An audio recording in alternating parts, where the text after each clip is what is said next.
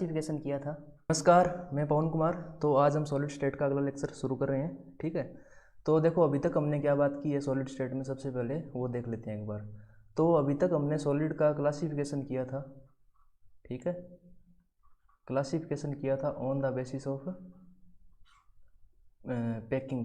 ठीक है, जो लेटिस की जो पैकिंग थी उसके बेसिस पर इसका क्या किया था, क्लासिफिकेशन किया था।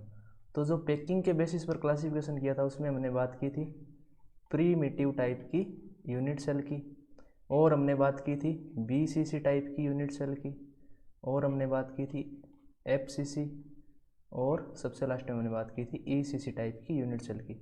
और साथ ही साथ हमने बात की थी इनके अंदर टोटल नंबर ऑफ एटम्स कितने प्रेजेंट होते हैं, टोटल नंबर ऑफ एटम्स कितने प्रेजेंट होते हैं, जिसको जेड से रिप्रेजेंट करेंगे अभी। ठीक है, और हमने बात की थी कि जो क्यूबिक यूनिट सेल है, क्यूबिक यूनिट सेल, उसकी जो एज लेंथ जिसको हमने स्मॉल ए से लिखा था, और जो एटॉमिक रेडियस थी, जो एटम्स या जो पार्टिकल्स जो क्या कर रहे थे, लेटिस बना रहे थे, उनकी जो रेडियस थी, ठीक है, उस रेडियस आर के और उस एज लेंथ के बीच में हमने क्या किया था, रिलेशन निकाला था लास्ट लेक्चर में। ठीक है, तो आज उसी में आगे बढ़ते हुए बात करेंगे पैकिंग एफिशिएंसी की। सबसे पहले समझेंगे पैकिंग एफिशिएंसी क्या होती है, और उसके बाद हम बात करेंगे सिंपल क्यूबिक यूनिट सेल में पैकिंग एफिशिएंसी कैसे निकालते हैं। ठीक है, और उसके बाद हम बात करेंगे एफसीसी, बीसीसी और ईसीसी, सभी प्रकार की यूनिट सेल के अंदर हम पैकिंग एफिशिएंसी पढ़ेंगे आगे। ठीक है, तो आप मेरे को फेसबुक, ट्विटर और इंस्टाग्राम पर फॉलो कर सकते हैं और अधिक अपडेट्स के लिए, और मेरा टेलीग्राम चैनल ज्वाइन कर सकते हैं किसके लिए, इस लेक्चर की पीडीएफ के लिए। ठीक है, और इसकी लिंक आपको डिस्क्रिप्शन में मिल जाएगी। तो चलिए आज का लेक्चर शुरू करते हैं। सबसे पहले जानते हैं पैकिंग एफिशिएंसी क्या होती है। देखो पैकिंग एफिशिएंसी की परिभाषा क्या बोल रहा है, in what ever way the constituent particles, जिनमें क्या है एटम्स हो सकता है कॉन्स्टिट्यूएंट पार्टिकल, ठीक है, मॉलिक्यूल हो सकता है और आयन हो सकता है, are packed there is a always some free space in the form of void. अब क्या बोल रहा है कि जो कॉन्स्टिट्यूएंट पार्टिकल्स है वो पैकिंग के बाद में भी क्या होगा, उसमें कुछ ना कुछ फ्री स्पेस बच जाएगा। वो क्लोजली पैक तो होंगे बट फिर भी क्या होगा, उसमें कुछ ना कुछ फ्री स्पेस बच जाएगा। जैसे बात करूँ यदि मैं यहाँ पे आपको 2D पैकिंग दिखाता हूँ किसी सॉलिड की, ठीक है, 2 डायरेक्शन में देखो आप, थ्री डायरेक्शन में ये समझ में नहीं आएगा। 2 डायरेक्शन में देखें यदि क्या है, एक ये आइटम है, ठीक है, और दूसरा आइटम ये मैंने इसके पास में यहाँ पर रख दिया, तीसरा आइटम यहाँ पे ये रख दिया, ठीक है, और ये चौथा आइटम यहाँ पे रख दिया।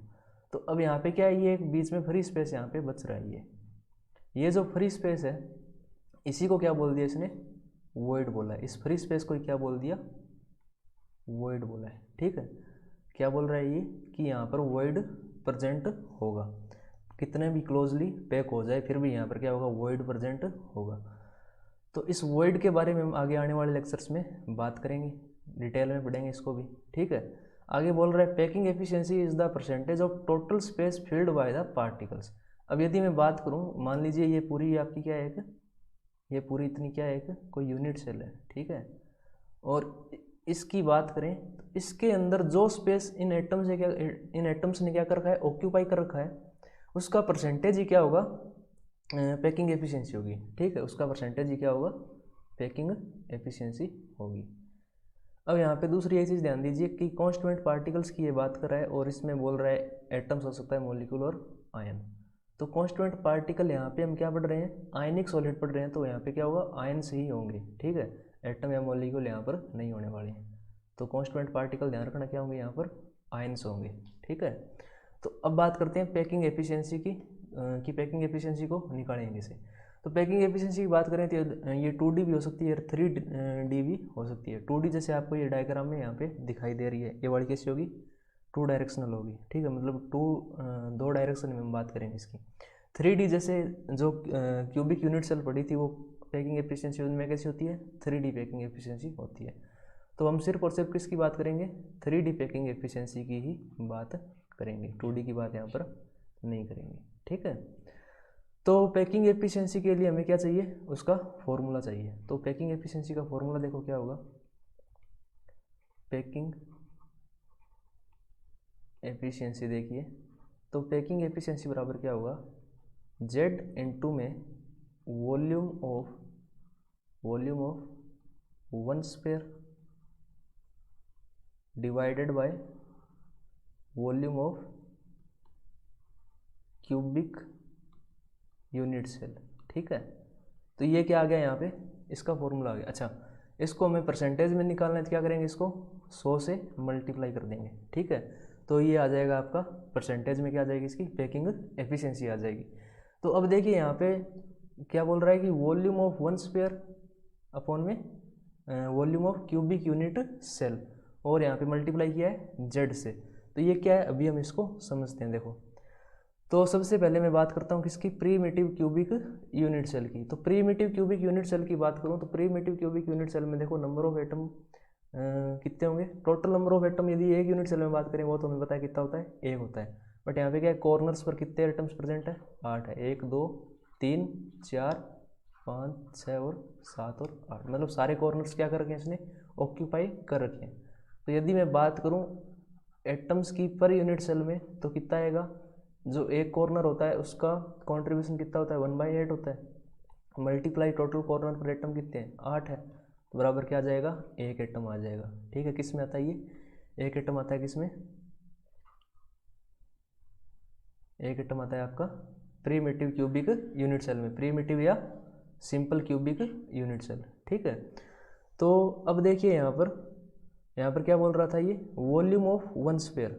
तो यहाँ पर देखो जो एटम्स है वो किस यहाँ पे वन स्पेयर कर लो या इसको आप एटम लिख लो। ठीक है, वन एटम लिख लो, वन एटम या पार्टिकल जो भी है, वो आयन हो सकता है, मॉलिक्यूल या जो भी है वो पार्टिकल। ठीक है, एटम हो सकता है। तो यहाँ पे वन एटम लिख लिया हमने। ठीक है, तो अब देखिए यहाँ पर क्या बोल रहा है ये कि जो एटम्स है वो किसकी फॉर्म में है, यहाँ पे स्पेयर की फॉर्म में है। एटम्स किसकी फॉर्म में है, स्पेयर की फॉर्म में। तो हमें क्या पता होना चाहिए, स्पेयर की वॉल्यूम पता होनी चाहिए। तो वॉल्यूम ऑफ स्पेयर क्या होगी, देखिए वॉल्यूम ऑफ स्पेयर बराबर होगा 4/3 पाई आर क्यूब। ये फॉर्मूला हमें पता है, बचपन से इसको हम पढ़ते आ रहे हैं। क्या होता है, वॉल्यूम ऑफ स्पेयर क्या होती है अभी, 4/3 पाई आर क्यूब। और दूसरा यहाँ पर क्या दे रखा है volume of cubic unit cell.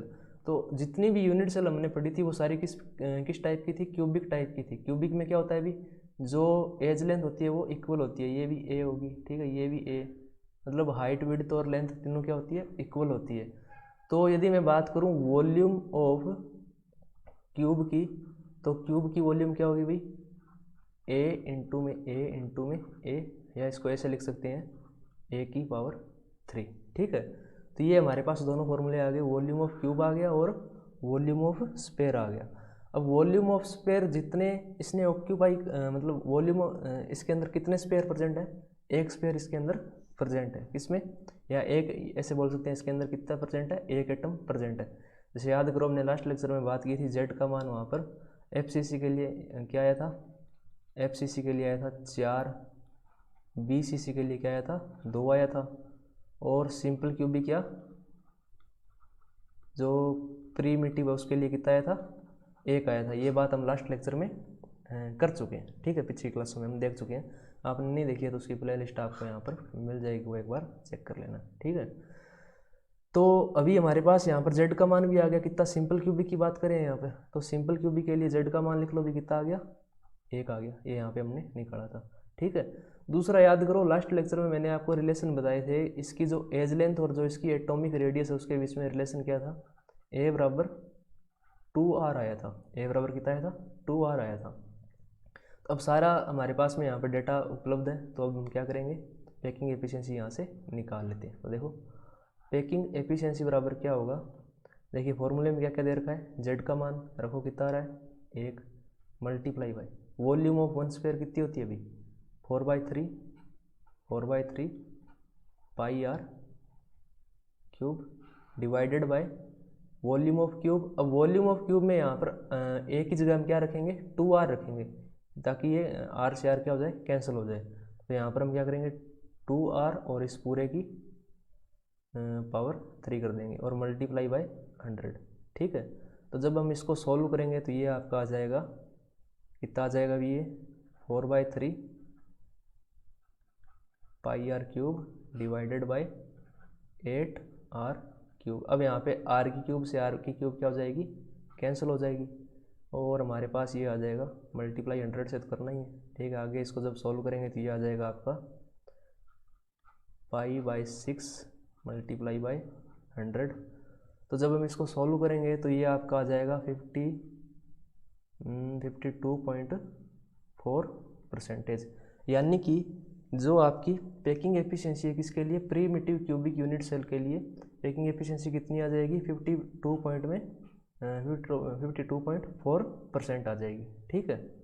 यानी कि जो प्रीमिटिव क्यूबिक यूनिट सेल है उसके अंदर जो कॉर्नर्स पर जो एटम्स प्रेजेंट है उनके द्वारा सिर्फ 52.4% ही स्पेस ऑक्यूपाई किया गया है। बाकी का स्पेस क्या है अभी, वर्ड्स की फॉर्म में खाली है यहाँ पे, ठीक है। बाकी स्पेस यहाँ पे क्या है अभी, एम्प्टी स्पेस है, मतलब फ्री स्पेस है इसके बीच में, ठीक है। तो अब बात करते हैं कि क्वेश्चन यहाँ से किस टाइप से आ सकता है। क्वेश्चन में आपसे या तो वो डायरेक्ट क्या पूछ सकता है अभी कि इसकी पैकिंग एफिशिएंसी कितनी होगी, तो उसके लिए आप क्या करना, इसकी पैकिंग एफिशिएंसी सीधी याद ही रखना कितनी, 52.4%। अदरवाइज आपको फॉर्मूला पता है तो आप वहाँ से निकाल भी सकते हो, ठीक है। और दूसरा क्वेश्चन इसमें किस टाइप से आ सकता है वो देखिए आप, यहाँ पे क्वेश्चन लिख रखा है परसेंटेज ऑफ फ्री स्पेस। तो यहाँ पर ध्यान दीजिए क्या पूछ रहा है, फ्री स्पेस पूछ रहा है। फ्री स्पेस यानी कि वॉइड की बात कर रहा है आपकी बार, ये कि परसेंटेज ऑफ मतलब वॉइड्स कितने हो, मतलब वॉइड का परसेंटेज कितना है। Percentage of free space in a simple cubic unit cell is. Simple cubic unit cell है, सिंपल क्यूबिक के लिए हमने अभी बात की थी कि जो पैकिंग एफिशिएंसी है वो कितनी आई थी, पैकिंग एफिशिएंसी आई थी आपकी 52.4%, ठीक है। तो यहाँ पे पूछ रहा है फ्री स्पेस, तो फ्री स्पेस हम कैसे निकालेंगे अभी, 100 माइनस क्या कर दो, पैकिंग एफिशिएंसी कर दो, तो बराबर क्या आ जाता है आपका, फ्री स्पेस आ जाएगा, ठीक है। बराबर क्या आ जाएगा, फ्री स्पेस। तो करो इसको 100 माइनस 52.4 करेंगे तो ये आपका आ जाएगा 47.6%, ठीक है। तो ऑप्शन में देखो ये आपको, हाँ ऑप्शन नंबर बी होगा इसका, इसको आप यहाँ पे 47.6 कर लो, ठीक है। 47.6% आ गया इसका, ठीक है। यानी कि फ्री स्पेस कितना होगा, 47.6% होगा, ठीक है। तो आई होप यहाँ तक आपको सारी चीज़ें क्लियर होगी। यदि फिर भी कोई डाउट हो तो आप मेरे से कमेंट सेक्शन में पूछ सकते हो। और आज के लेक्चर के लिए इतना ही, मिलते हैं अगले लेक्चर में, तब तक के लिए थैंक यू।